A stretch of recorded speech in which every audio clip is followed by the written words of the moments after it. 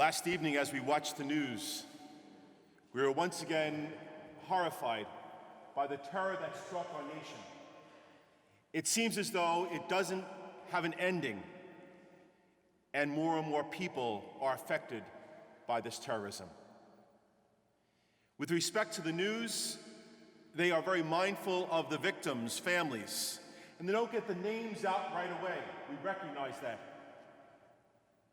They want people to have time to grieve. They want to have people to process it.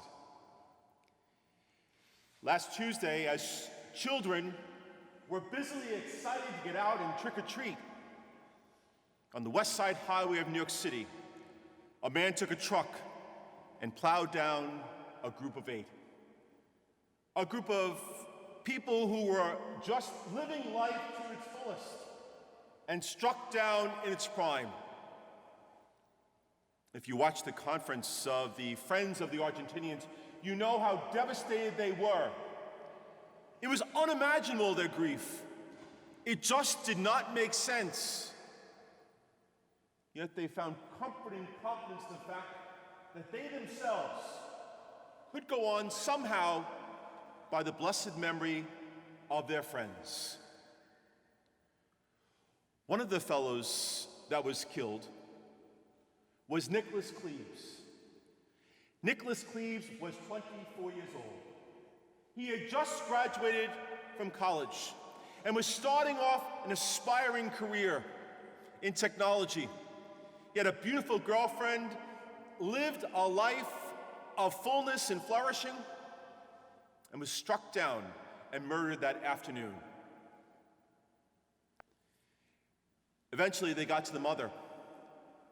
Now, what's even more painful about Nicholas's situation that compounds it is the very fact that his father had taken his own life but 2 years ago.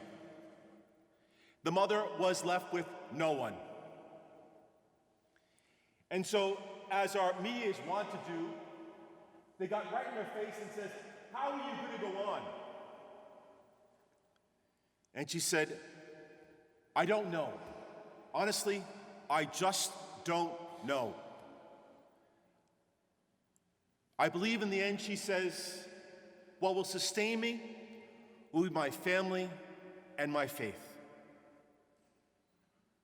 My friends, today I want to speak to us a little bit about Our Lady, Queen of Martyrs. Because in so many ways, the sorrows that she knew, Our Lady, we ask ourselves, how could she have gone on with her life amidst all the travesty, the horror, the terror that she experienced? And I truly believe that it's family and faith in the end. This feast of Our Lady, Queen of Martyrs is a very striking feast because it's matched up with Our Lady of Sorrows. And you know well that Our Lady of Sorrows is celebrated on September 15th. But more so, it reminds us of those 7 sorrows of Mary that we learned in grammar school. Those 7 historical moments in the life of Mary that we ourselves might have said, "I give up, I can't go on." Yet Mary went on. The prophecy of Simeon: "You will be the mother of Jesus, and a sword will pierce your heart." Not being able to find a home, and the escape and flight into Egypt. The loss of her son in the temple. The panic, the worry, the anxiety. The meeting of her son on the way of the cross. And saying to herself, "How did we get here?" Seeing her son die on the cross on Mount Calvary.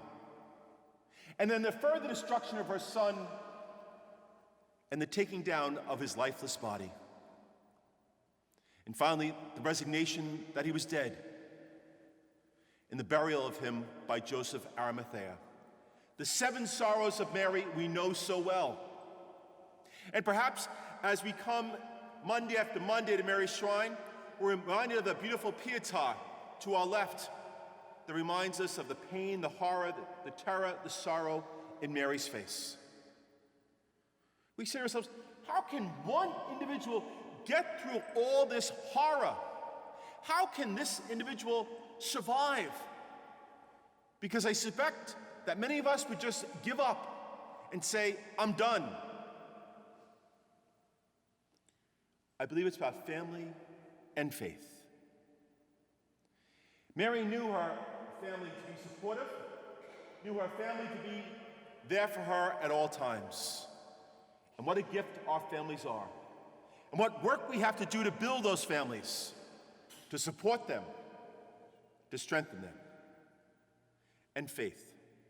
One of the key moments in Jesus' life was at the beginning of John's Gospel, where they run out of wine at a wedding. What a horror show there, huh? And Mary has confidence. Do whatever he tells you. Mary had confidence that in the midst of her tragedy, her pain, her sorrow, God would win out. Isn't that why we gather Monday after Monday? Because we come with our petitions, our difficulties, our strife.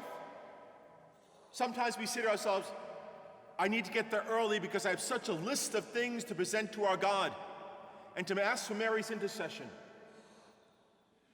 But as we listen, as we pay attention, as we're mindful of Mary's intercession, let us take confidence that this is a woman who would not give up. We call her our Lady Queen of Martyrs, not because she suffered any insufferable death, but she knew suffering for such a longer period of time. But she also knew the glory of God.